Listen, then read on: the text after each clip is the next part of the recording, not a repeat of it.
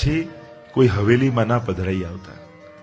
ભલે વડીલોને કહેજો કે આટલી તમારા જેટલી સેવા નહીં થાય, ઓછી કરીશું, પણ જેની કૃપા થકી ઘરમાં સુખ આવ્યું છે એને જ ઘરેથી કાઢી મૂકશો તો કયા સુખની કલ્પના કરશો?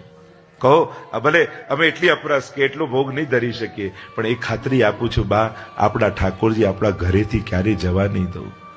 કારણ કે જેના આશીર્વાદ થકી આ બધું જ મળ્યું છે. કેવા કેવા દિવસો જીવનમાં આવ્યા, બહુ નજીકના લોકો પણ સાથ છોડીને જતા રહ્યા, પણ માથે બિરાજતા ઠાકોરજી હંમેશા ગોખલામાં બેઠા બેઠા આપણને આશીર્વાદ આપતા રહ્યા.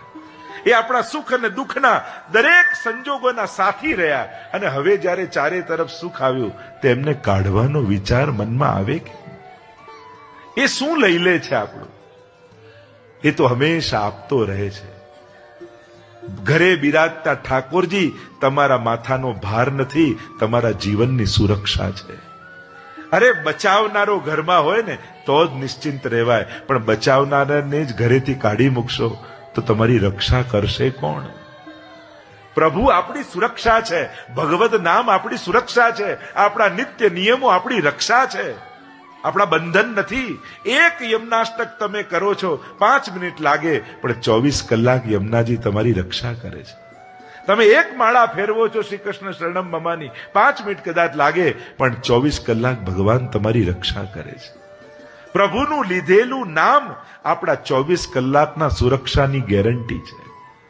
અને એટલે જ મંગળામાં દર્શન કરવા જાઓ ત્યારે મંગળાનો સમય એ આશીર્વાદ માંગવાનો સમય કે પ્રભુ આજે આખો દિવસ તને ગમે એવો કાઢું, એવા આશીર્વાદ આપ. અને શયનનો સમય એ આભાર માનવાનો સમય કે પ્રભુ મંગળામાં આશીર્વાદ લઈને ગયો તો આખો દિવસ કોઈ એવું કામ ન થયું કે જે તને ન ગમે, એટલે તારો આભાર માનવા માટે આવ્યો છે. શરૂઆત આશીર્વાદથી કરો, વિરામ એના આભારથી કરો કે તારી ખૂબ કૃપા મારા પર છે. સંજોગો ઘણા એવા આવ્યા, પણ તારી કૃપાથી મારું મન ક્ષણવાર માટે પણ વિચલિત ન થયું. તે મારા મનને સાચવી લીધું, તારા આશીર્વાદ છે. પ્રભુ પાસે એવું માંગો કે પ્રભુ પાપ મનમાંથી જતું નથી, પાપની ઈચ્છાઓ જતી નથી, પણ જ્યારે હું પાપ કરવા માટે પ્રવૃત્ત થઉં ને ત્યારે તું પ્રભુ મારા સંજોગો ફેરવી દેજે, અને એવા ફેરવજે કે હું પાપમાં ક્યારે સફળ ન થઉં, એવા આશીર્વાદ આપ. ઈચ્છાઓ નથી મારી શકતો, પણ તું મને પાપમાં સફળ ન થવા દેતો, એવા મારા વિપરીત સંજોગો બનાવી દેજે. કારણ કે પાપની ઈચ્છાઓ મનમાંથી જતી નથી, નિષ્પાપ મન બનતું નથી, પણ પાપ કરવામાં તું મને સફળ ન થવા દેતો, એવા આશીર્વાદ આપ. નિર્ગુણી ભક્તિ કહો, ભાગવતી ભક્તિ કહો કે પુષ્ટિ ભક્તિ કહો, જે કેવલ ને કેવલ પ્રભુના સુખ માટે પ્રભુને વધે છે, એ નિર્ગુણ ભક્તિ છે. મા જોડે સત્સંગ થયો, માનો ઉદ્ધાર થયો, કપિલ ભગવાન પૂર્વ દિશા તરફ ચાલ્યા, તૃતીય સ્કંદે વિરામ આપ્યો. બોલો ગોવર્ધન ભાગવત ભગવાન. ચતુર્થ સ્કંદ વિસર્ગ લીલા 31 અધ્યાય. 4 પ્રકરણ મહાપ્રભુજી આવ્યા: ધર્મ પ્રકરણ, અર્થ પ્રકરણ, કામ પ્રકરણ અને મોક્ષ પ્રકરણ. જેને ચતુર્વિધ પુરુષાર્થ આપણે કહીએ છીએ. આ પ્રત્યેક વ્યક્તિ ચારેને ઈચ્છે છે, અને એ જ આપણી સંસ્કૃતિ બતાવે છે. ધર્મ, અર્થ, કામ અને મોક્ષ ચારેને સિદ્ધ કરવાના છે.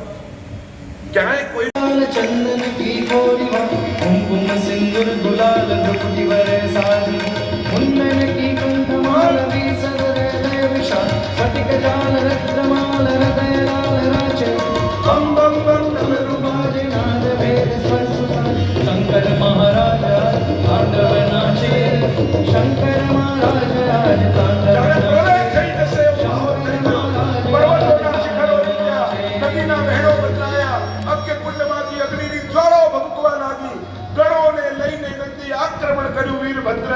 સ્વાહા બોલે એની જીભ કાપી નાખી, હોમતા હોય એના હાથ કાપી નાખ્યા, અને દક્ષનો શિરચ્છેદ કર્યો.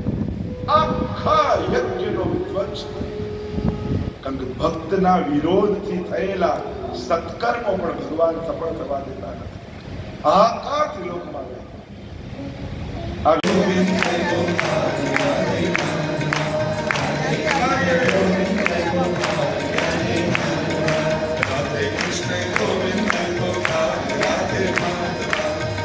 Krishna Govinda